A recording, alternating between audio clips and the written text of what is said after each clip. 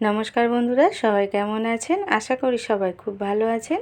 তৃপ্তির রান্নাঘরে সবাইকে আমন্ত্রণ রইল। আজ আমি দারুণ টেস্টি 10 মিনিটের মধ্যে বানিয়ে নিতে পারো ক্যাপসিকামের পকোড়া রেসিপি। তো চলো পুরো ভিডিওটা দেখার অনুরোধ রইল। এখানে আমি লম্বা করে ক্যাপসিকামগুলো কেটে নিয়েছি। 6টা নিয়েছি কাঁচা লঙ্কা, একটা ছোট সাইজের পেঁয়াজ, 8 কোয়া রসুন আর অল্প আদা নিয়েছি। তো পেঁয়াজ, আদা, রসুন, কাঁচা লঙ্কা আমি একটা পেস্ট করে নেব অল্প জল দিয়ে। আর আমি ব্যাটারটা কিন্তু দারুণ মশলাদার বানাবো। তো এই ব্যাটারের জন্য ক্যাপসিকামের পকোড়াটা দারুণ টেস্টি হবে, কোনো পুর ভরার প্রয়োজন নেই এখানে। তো দেখো, একটা পাত্রে এখন আমি 4 চামচ বেসন নিয়ে নেব আর 2 চামচ দিয়ে দেব কর্নফ্লাওয়ার। তো বেসনের পরিমাণটা কিন্তু বেশি থাকবে। তো কর্নফ্লাওয়ার বেসনটা দিয়ে পরিমাণ মতো আমি লবণ দিয়ে দেব, কালারের জন্য দিয়ে দেব অল্প এখানে হলুদ গুঁড়ো। তারপরে একটা ভাজা মশলা দিয়ে দিলাম, জিরে, গোটা ধনে, শুকনো লঙ্কা হালকা আছে ভেজে সেই মশলাটা দিয়েছি হাফ চামচ মতো, কালো জিরে দিয়েছি, চাট মশলা হাফ চামচ দিয়েছি আর হাফ চামচ দিয়ে দিলাম মিট মশলা। তারপরে 2 চামচ আমি সাদা তেল দিয়ে খুব সুন্দরভাবে বেসনটা আগে আমি মাখিয়ে নেব। আর এই সাদা তেল দেওয়ার জন্য দারুণ মুচমুচে হয়। যে কোনো পকোড়া রেসিপিতে ব্যাটারে যদি তোমরা সাদা তেল দাও তো দারুণ মুচমুচে হয় পকোড়াগুলো। তারপরে যে পেস্টটা আমি বানিয়ে রেখেছিলাম, তো পেস্টটা আমি দিয়ে অল্প অল্প করে জল দিয়ে একটা ঘন ব্যাটার বানাবো। আর এই মিট মশলা আর চাট মশলা দেওয়ার জন্য বন্ধুরা দারুণ টেস্টি হয়েছিল পকোড়াগুলো। তো তোমরা যখন ভাজবে দারুণ একটা স্মেল আসবে, তোমরা বুঝতে পারবে কতটা টেস্টি হয়েছে।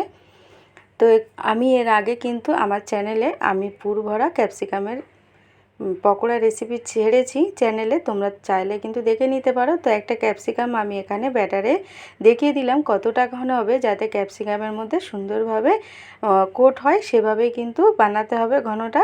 তো এখন ভাজার জন্য কড়ার মধ্যে আমি তেল দিয়েছি, সাদা তেল। ভালোভাবে গরম হয়ে গেলে তারপরে গ্যাসের আঁচটা কমিয়ে আমি উল্টে পাল্টে আমি ভেজে নেব।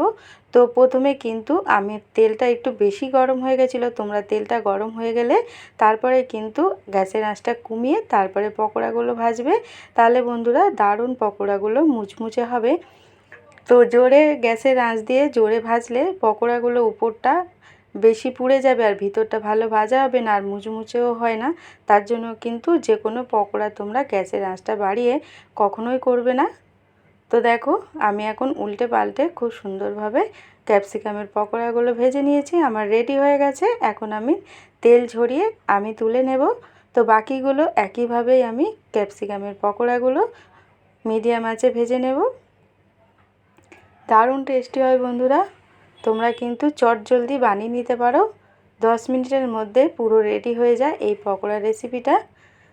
তো দেখো, আমি একটা প্লেটে পরিবেশন করেছি। আরও টেস্টি ও মজাদার বানানোর জন্য এখানে বিট নুন ছড়িয়ে দিলাম, দিয়ে দেব আমি এখানে চাট মশলা ও গোলমরিচের গুঁড়ো। তো এখানে আমি একটা ভেঙে দেখাচ্ছি কতটা মুচমুচে হয়েছে, নিশ্চয়ই তোমরা বুঝতে পারছো।